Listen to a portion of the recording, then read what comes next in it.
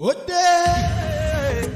ọ̀làjú dé làwọn gbàgbé àṣà ìdílé wa. ìdíje akọni ìrànmọ́ládé káàbọ̀. ìdíje bẹ́ẹ̀. ìdíje akọni ìrànmọ́ládé ni ìdíje àṣà àti ṣe yorùbá. ó yorùkú lálámílẹ̀ títí. ó lálẹ́ wù bí àṣẹ̀ṣẹ̀ yóò sùnmàrì. ìdíje tó ń ṣe ìgbéléwọ̀n olùkópa lórí àṣà àti ṣe yorùbá. ìdíje tó ń sọ nípa aṣọ wíwọ̀ nílẹ̀ yorùbá. àkànlò èdè àti òwe. lítírẹ́ṣọ̀ àti gírámà. oúnjẹ jíjẹ ní ìdíje akọni ìrànmọ́ládé. ìdíje akọni ìrànmọ́ládé la gbé kalẹ̀ pẹ̀lú ìfọwọ́sowọ́pọ̀ Parent Joy International Initiative tí ìforúkọsílẹ̀ wà fọmọdé pẹ̀lúgbà. láti kópa nínú ìdíje akọni ìrànmọ́ládé. àwọn ẹ̀bùn àwùdámẹ́nu ló wà fún gbogbo olùkópa yálà ó fìdí rẹmi. nígbà tí akọni nínú ìrànmọ́ládé yóò fi ẹ̀bùn tùlù tó jojú gbèsè ṣèfàjẹ́. ẹgbẹ̀rún 10 náírà péré ní ìforúkọsílẹ̀. ẹ lè forúkọyín sílẹ̀ lórí ìtàkùn ayélujára www.parentjoymedia.com.ng láti fi orúkọ sílẹ̀ tàbí kí ẹ pè sórí ẹ̀rọ ìbánisọ̀rọ̀ yìí 09016775796 tàbí 08113119347. kópa nínú ìdíje àṣà àti iṣẹ́ Yorùbá kó o di akọni nínú ìrànmọ́ládé.